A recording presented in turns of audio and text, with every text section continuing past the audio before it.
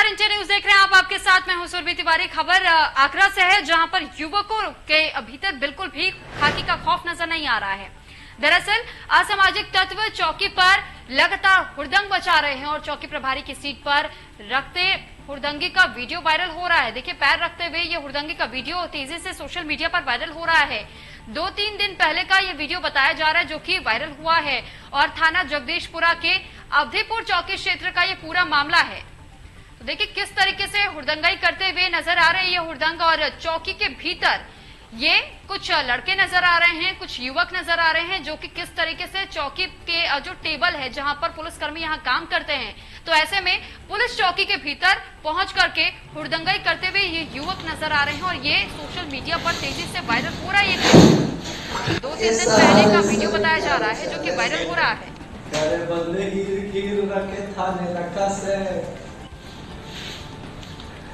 तो वीडियो में आप साफ तौर पर 3 युवकों को देख पा बदले हीर रखे थाने रखा से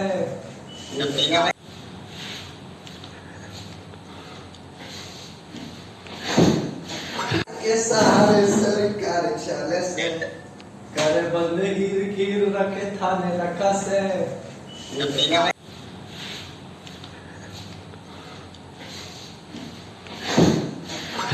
सहारे सरकार चले से करे बदले हीर रखे थाने रखा से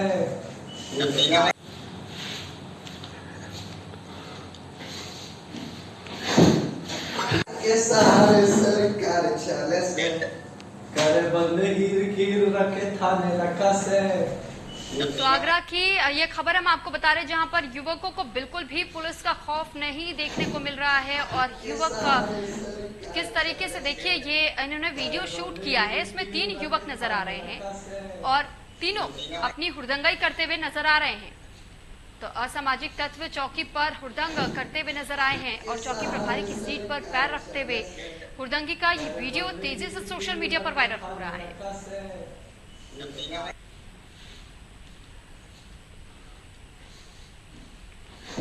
तो आगरा की ये वीडियो बताई जा रही है, आगरा का वीडियो है, जहां पर 3 लड़कों को इस वीडियो में देखा जा रहा है और एक युवक को आप देख सकते हैं कि पहले तो वो इस टेबल पर चढ़ता है और उसके बाद से घूमकर दूसरी टेबल पर पहुंचता है, कुर्सी पे बैठता है और अपने पैर टेबल के ऊपर रख देता है।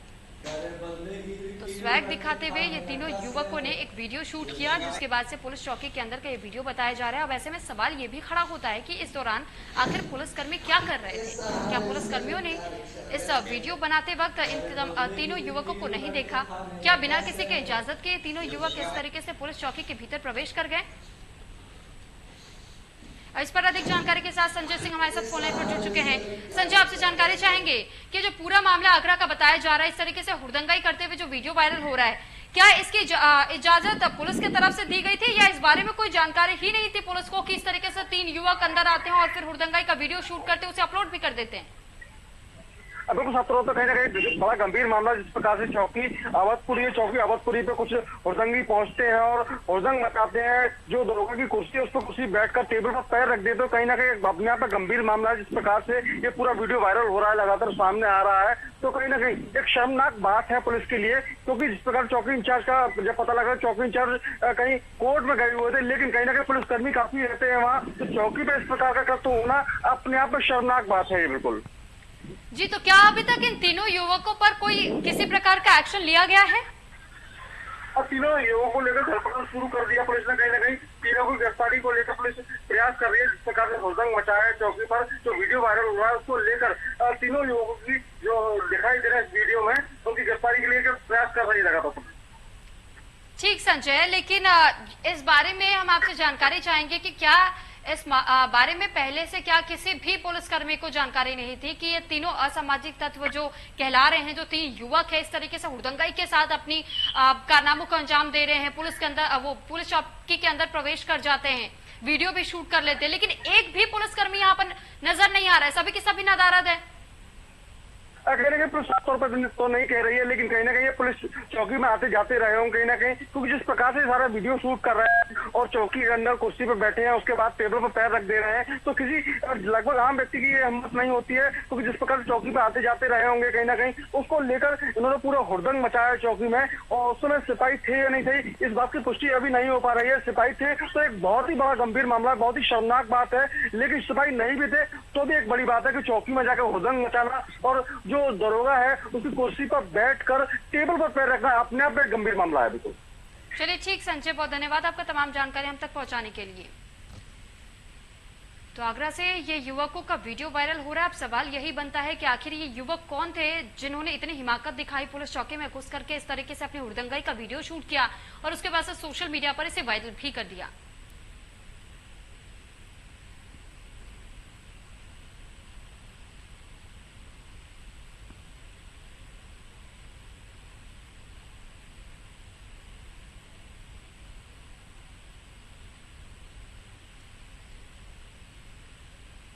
तो ये वीडियो आपको लगातार आगरा से दिखा रहे हैं। वहीं यूपी में अपराध पर नकेल कसने के लिए यूपी पुलिस लगातार प्रयास कर रही है और वहीं इसी क्रम में नोएडा पुलिस और बदमाशों के बीच में मुठभेड़ भी हुई। तो बदमाश काफी लंबे समय से लूट और ठगी जैसी घटनाओं को अंजाम दे रहे हैं। पुलिस ने मुठभेड़ के दौरान 2 बदमाशों को गिरफ्तार कर लिया और वहीं मुठभेड़ के दौरान बदमाशों ने पुलिस पर फायरिंग करना शुरू किया। तो पुलिस की जवाबी फायरिंग में 2 बदमाशों के दाएं पैर में गोली लगी और एक बदमाश मौके से अंधेरे का फायदा उठाकर फरार हो गया। फरार बदमाश की पुलिस तलाश कर रही है। बता दें कि पकड़े गए बदमाशों पर आधा दर्जन से ज्यादा मुकदमे दर्ज बताए जा रहे। पुलिस ने घायल बदमाशों को अस्पताल में इलाज के लिए भर्ती कराया है और साथ ही नोएडा के 39 थाना क्षेत्र में देर रात की घटना बताई जा रही है, जब पुलिस और बदमाशों के बीच में मुठभेड़ हुई है, जिसमें से कि 2 बदमाशों को गिरफ्तार कर लिया गया है। वहीं एक बदमाश अंधेरे का फायदा उठा करके फरार होने में कामयाब रहा। तो पुलिस लगातार फरार हुए बदमाश को पकड़ने की कोशिश कर रही है और उसकी तलाश में जुटी हुई है।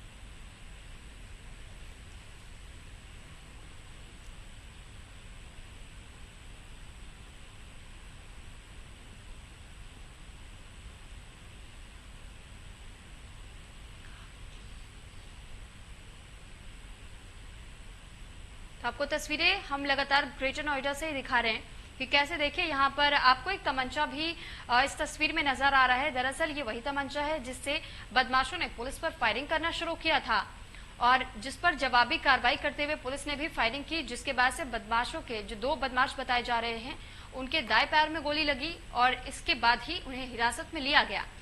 लेकिन वहीं जो एक बदमाश बताया जा रहा है इनका साथी वो फरार हो गया, यानी कुल 3 ऐसे बदमाश बताए जा रहे थे। तो ग्रेटर नोएडा की ये खबर।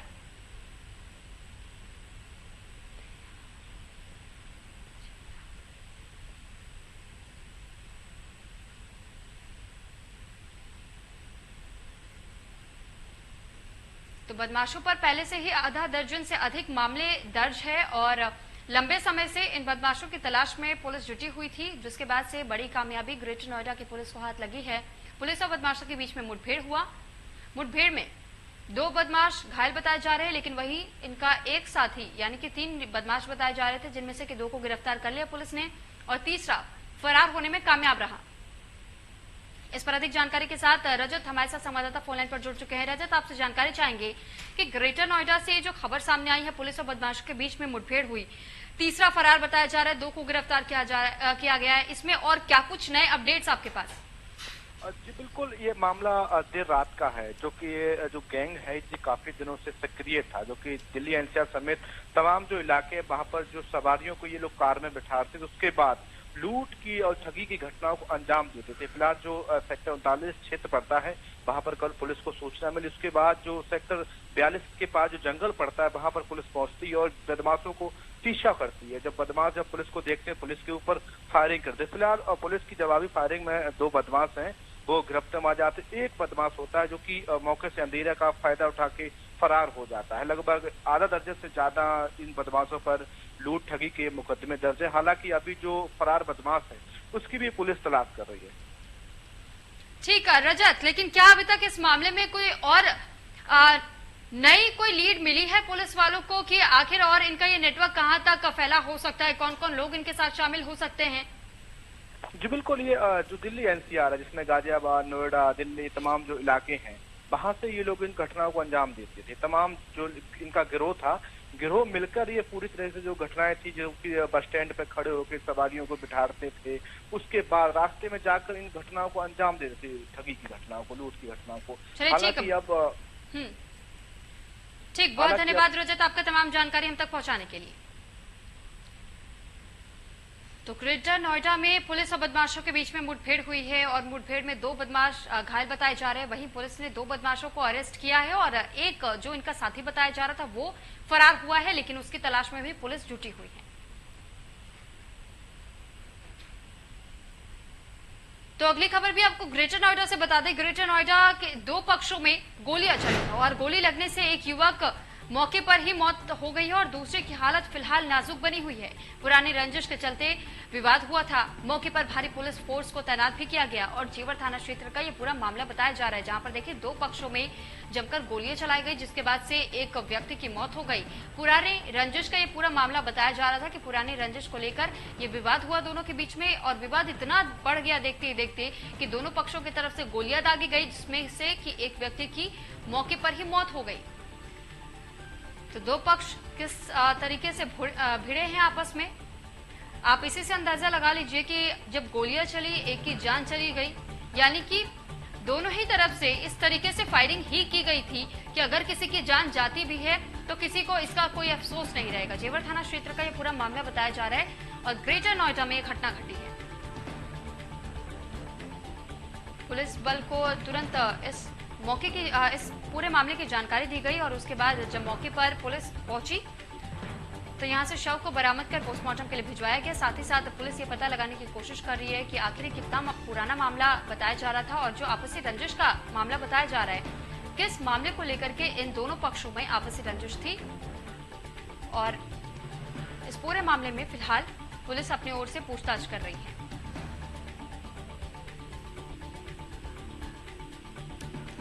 ग्रेटर नोएडा से जुड़ी हुई बड़ी खबर इस वक्त आपको दे रहे, 2 पक्षों में गोली चली है। गोली लगने की वजह से एक की जान चली गई है, दूसरे की हालत बेहद नाजुक बनी हुई है। फिलहाल ये पूरा मामला पुरानी रंजिश को लेकर के बताया जा रहा है कि पुरानी रंजिश थी दोनों के बीच में और इसी वजह से किसी बात पर यह विवाद छिड़ा और विवाद इतना बढ़ गया कि दोनों ने एक दूसरे पर गोलियां दागना शुरू कर दिया, जिसमें से कि एक की मौत हो गई, दूसरा व्यक्ति गंभीर स्थिति में अस्पताल में एडमिट कराया गया है।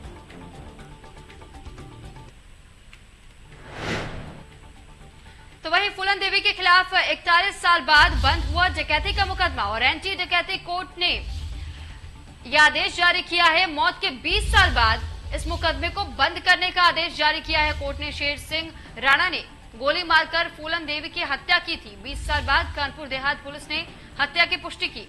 तो 41 साल बाद अब डकैती का मुकदमा फूलन देवी के ऊपर से हटा दिया गया है और इस मुकदमे को बंद कर दिया गया है। देखिए, मौत के 20 साल के बाद इस मुकदमे को बंद किया गया है। दरअसल 20 साल पहले शेर सिंह राणा ने गोली मारकर फूलन देवी की हत्या की थी। तो फूलन की हत्या के मामले की पुष्टि भी कुछ वक्त के बाद कर दी गई थी और फूलन देवी पर कई ऐसे मुकदमे दर्ज थे जैसे कि डकैती से जुड़े हुए और 41 साल के बाद अब डकैती का मुकदमा बंद हो चुका है। एंटी डकैती कोर्ट ने यह आदेश जारी किया है। मौत के 20 साल के बाद बंद हुआ है मुकदमा। फूलन देवी से जुड़ा यह पूरा मामला बताया जा रहा था, जिसको लेकर के नया अपडेट आज सामने आया है। शेर सिंह राणा ने गोली मार करके फूलन देवी की हत्या की थी। लंबे समय से इसी तरीके से ये पूरा विवाद चल रहा था लगातार, जिसके खिलाफ जो शिकायतें दर्ज की जा रही थी और इस मामले में सुनवाई दिन पर दिन आगे टलती गई थी, जिसके बाद से एंटी डकैती कोर्ट ने आदेश जारी कर दिया और अब 20 साल के बाद इस मुकदमे को बंद कर दिया गया है।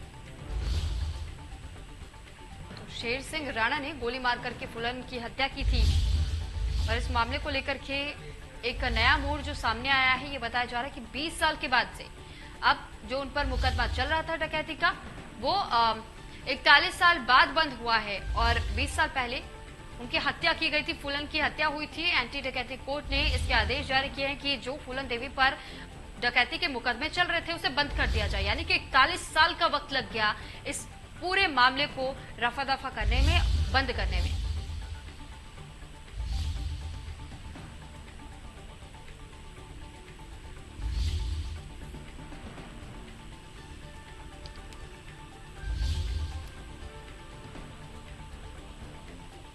फूलन देवी से जुड़ा हुआ ये पूरा मामला बताया जा रहा है। मौत की 20 साल के बाद मुकदमा बंद हुआ है और शेर सिंह राणा ने गोली मारकर के फूलन देवी की हत्या की थी।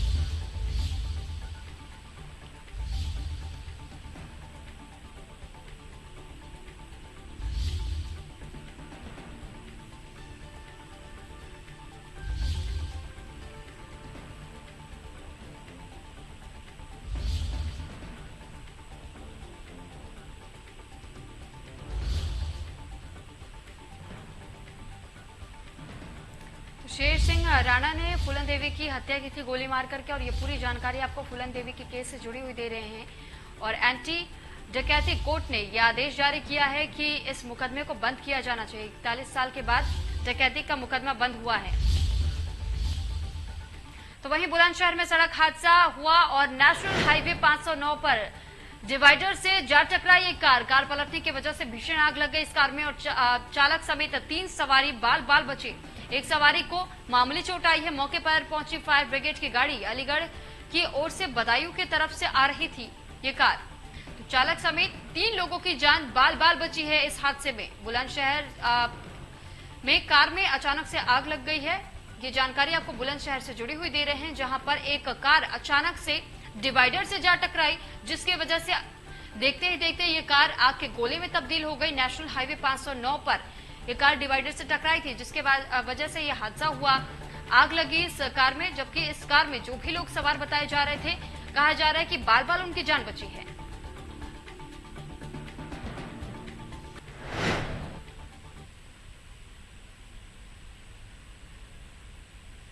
तो देखिए बुलंदशहर की वो तस्वीर भी हम आपको दिखा रहे हैं जिस कार में अचानक से आग लग गई। दरअसल ये कार तेज रफ्तार से आई, उसके बाद डिवाइडर से जा टकराई। डिवाइडर से टकराते ही ये कार आग के गोले में तब्दील हो गई। इसमें जो 3 सवारी बताए जा रहे थे, तीनों ही फिलहाल सुरक्षित हैं। एक को मामूली चोटें आई हैं, उसका इलाज किया जा रहा है, और वहीं जो 2 लोग हैं वो बिल्कुल सुरक्षित हैं। सभी की जान बाल बची है।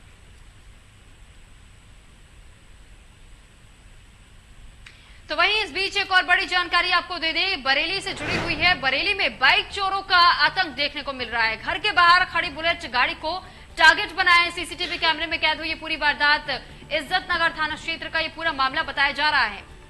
चोरों का आतंक देखिए किस तरीके से चोर चोरी की घटनाओं को अंजाम देते हैं, और दिन दहाड़े किस तरीके से देखिए ये बाइक चुरा कर जाता हुआ शख्स सीसीटीवी फुटेज में देखा जा सकता है। चोरों का आतंक देखिए कि बिना किसी के खौफ के किस तरीके से दिन दहाड़े ही चोरी की घटनाओं को अंजाम देते हैं। बरेली में बाइक चोर का आतंक लगातार बना हुआ है।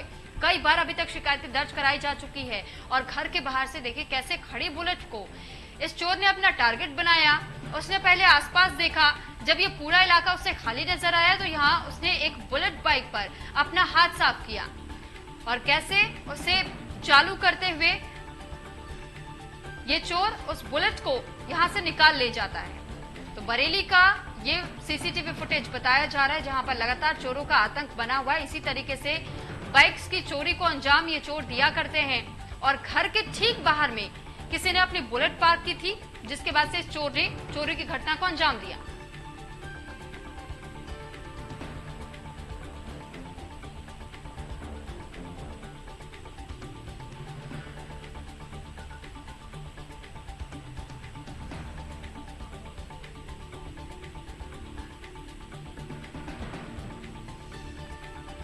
इस पर अधिक जानकारी के साथ आशीष गुप्ता हमारे साथ जुड़ चुके हैं। आशीष, आपसे जानकारी चाहेंगे कि ये जो घटना सामने आई है और जिस तरीके से चोरों का आतंक लगातार बताया जा रहा है, कैसे हम भी देख सकते हैं कि सीसीटीवी फुटेज में देखा जा रहा है चोर एक बुलेट पर कैसे अपना हाथ साफ करता है, इसको लेकर के क्या जानकारी मिल पा रही है? आखिर इन चोरों पर कब तक नकेल कसी जाएगी? जी सुरभि, जिस तरह से आपने कहा, लगातार जो बरेली है यहाँ पर वाहन चोरों का आतंक बढ़ता जा रहा है। कहीं पर भी किसी की स्कूटी, मोटरसाइकिल और इस तरह से वाहन जो है ये चोर चुरा कर ले जाते हैं। हालांकि लोगों ने अपनी सुरक्षा के लिए सीसीटीवी का प्रबंध किया हुआ है, लेकिन अभी तक सीसीटीवी से किसी भी घटना का खुलासा नहीं हो पाया है। पुलिस इन चोरों को पहचानने में नाकाम रही है। हालांकि पहले पुलिस प्रशासन द्वारा एंटी ऑटो थेफ्ट सेल के गठन करने की बात कही गई थी, लेकिन अभी तक ऐसा कुछ हो नहीं पाया है। लिहाजा जो वाहन चोर हैं उनके हौसले लगातार बुलंद होते जा रहे हैं। जी सुरभि। ठीक, आपसे ये भी जानना चाहेंगे आशीष कि जिस तरीके से सीसीटीवी फुटेज तो सामने आ चुका है, क्या सीसीटीवी फुटेज के आधार पर अभी तक पुलिस ने अपनी शिनाख्त शुरू की है? क्या ये पता लग पाया है कि कहां-कहां और एरियाज में ये चोरों का गैंग सक्रिय है? जी बिल्कुल, अमूमन बरेली शहर में रोजाना लगभग 1 से 2 वाहन चोरी की वारदातें सामने आती रहती हैं और इस मामले में भी पुलिस ने मुकदमा दर्ज कर लिया है और तफ्तीश जारी है। लेकिन सीसीटीवी फुटेज में चूंकि पुलिस को जो वाहन चोर है उसका चेहरा साफ साफ नहीं दिखाई दे रहा है, लिहाजा अब इसमें किस पड़ताल में कहां तक पहुंच पाती है ये देखने वाली बात होगी। हालांकि जो उसके डील डॉल है और जो उसके फुटेज प्राप्त हुए हैं उसके अनुसार पुलिस ने तफ्तीश शुरू कर दी है। चलिए ठीक, बहुत धन्यवाद आशीष आपको तमाम जानकारी हम तक पहुंचाने के लिए। फिलहाल इस बुलेटिन में इतना ही। आप बने रहिए इंडिया न्यूज उत्तर प्रदेश उत्तराखंड के साथ। नमस्कार।